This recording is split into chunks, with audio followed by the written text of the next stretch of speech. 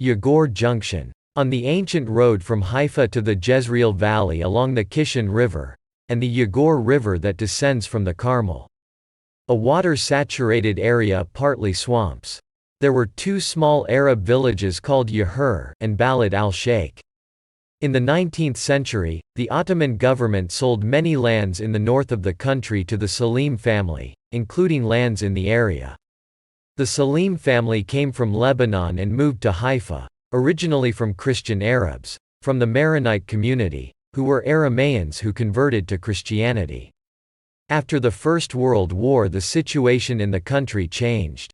The Turks left and the British Mandate began. The Balfour Declaration and the San Remo Conference gave hope to the Zionist vision. In the early 1920s, the Jews bought the land in the area.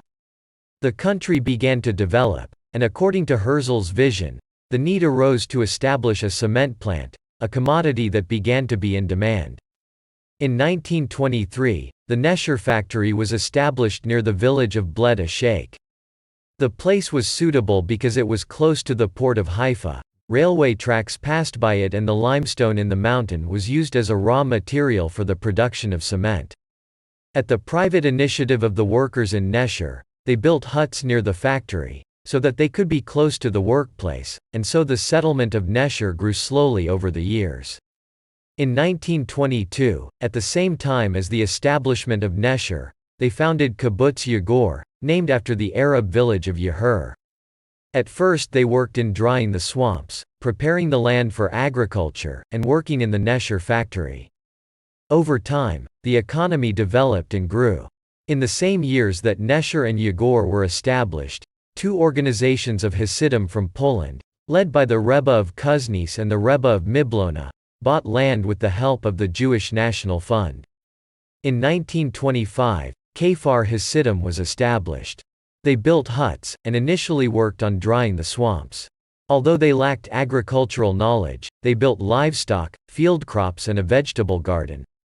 The moshav grew and began to establish itself. After 10 years, Kfar Hasidim B was established for the benefit of families who are not engaged in agriculture. During World War II, the settlement of Nesher was bombed by the French. Yagur was a center for the activities of the Haganah organization. On Black Saturday in 1946, the British raided the kibbutz and found a large weapons depot. The weapons were confiscated and many were arrested. Following the UN partition plan, the Irgun hit Arab workers at the refineries. The Arabs retaliated and killed Jewish workers.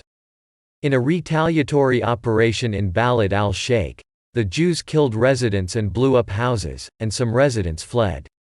In clashes between Yagur and Yagur, many of the Arab residents fled. During the War of Independence, the Arab villages were conquered and their inhabitants abandoned. After the establishment of the State of Israel, a transit camp was established near Kfar Hasidim, and thus the settlement of Rechazim was established for the residents of the transit camps. Many residents of Kfar Hasidim moved to Bnei Brak because the place became secular. And in the 1990s, Rechazim became an ultra-Orthodox settlement.